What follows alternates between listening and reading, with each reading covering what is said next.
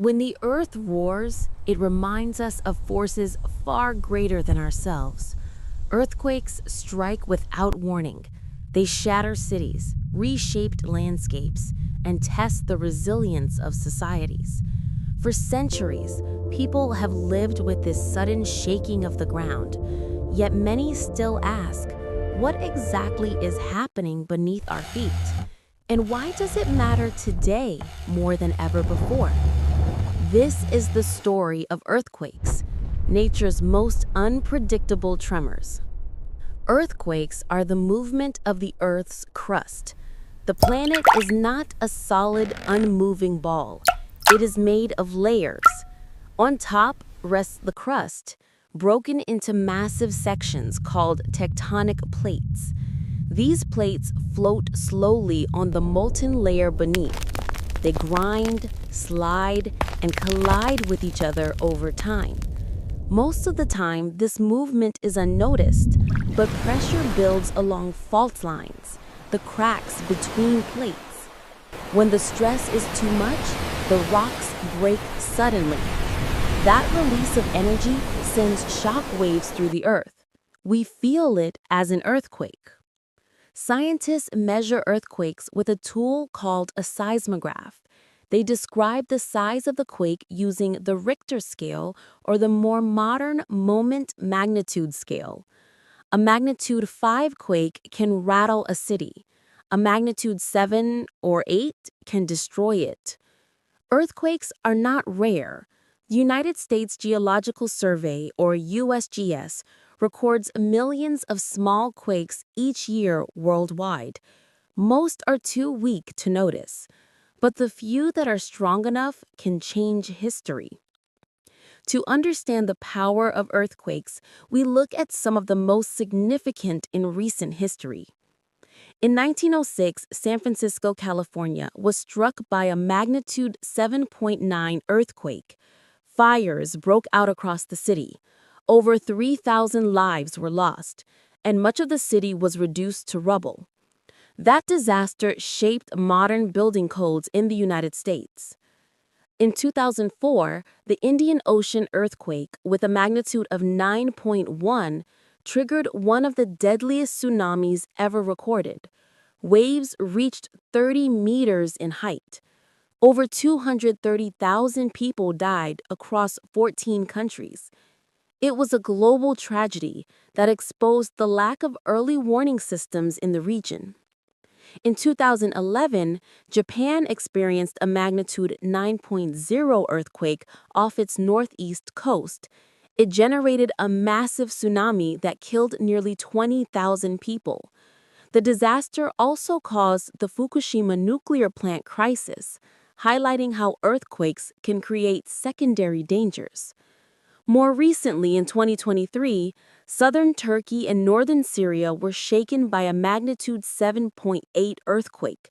Entire apartment blocks collapsed. More than 50,000 people died.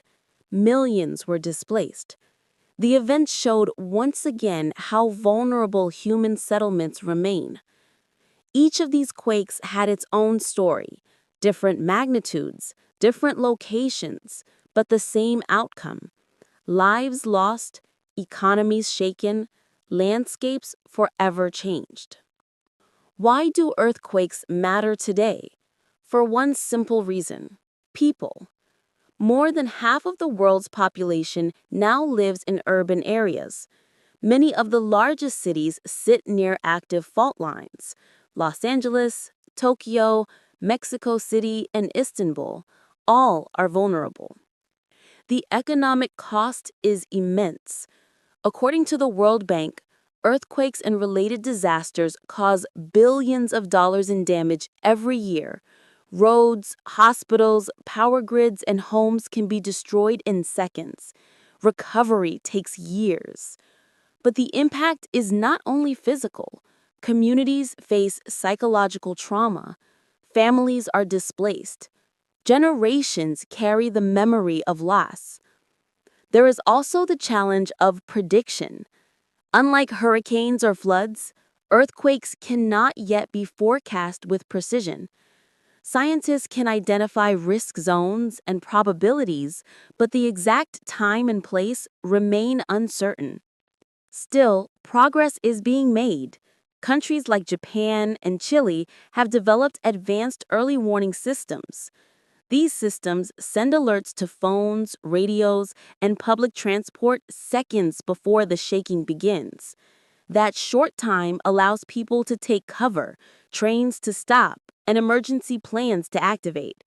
In some cases, those few seconds save lives. Engineering has also advanced. Modern skyscrapers are designed to sway, not shatter. Base-isolated foundations absorb shocks. Retrofitting older buildings is another step toward safety. Yet in poorer regions, resources remain limited. Vulnerable structures collapse more easily. That gap between nations is one of the reasons death tolls vary so widely. Climate change adds another layer. While earthquakes are not caused by climate, disasters linked to them, like tsunamis, landslides, or infrastructure collapse, are more severe when combined with extreme weather. Rising seas mean bigger risks from tsunami flooding. Heavy rains can trigger earthquake-induced landslides. When the earth roars, it reminds us that we live on a restless planet.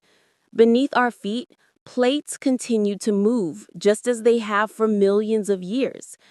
Earthquakes are not going away, but how we prepare for them can decide how much they cost in lives and in future stability. History shows that awareness saves lives. Early warning systems, strict building codes, and community preparedness all make a difference. The lessons from San Francisco, from Japan, from Turkey, they're not just stories of destruction, they're lessons for tomorrow. As urban populations grow and infrastructure expands, the risks rise too. But so does our ability to respond. Science and engineering offer tools. Policy and planning provide direction. And people, ordinary people, carry resilience. When the earth shakes, we cannot stop it. But we can learn. We can adapt. And we can build societies ready for the day the earth roars again.